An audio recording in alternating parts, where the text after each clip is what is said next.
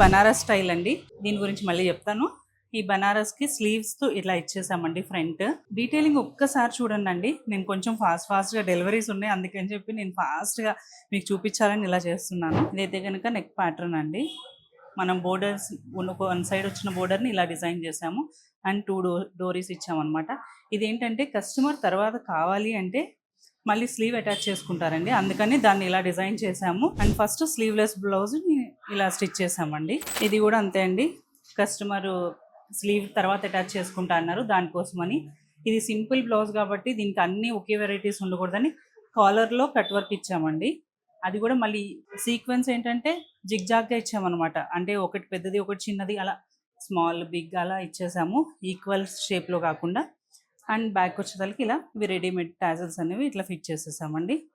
ఎంపల్ కూడా మనం ఇలా కట్ వర్క్ ఇచ్చేసుకున్నాము. చూసారా సింపుల్గా ఎంత బాగుందో అండి.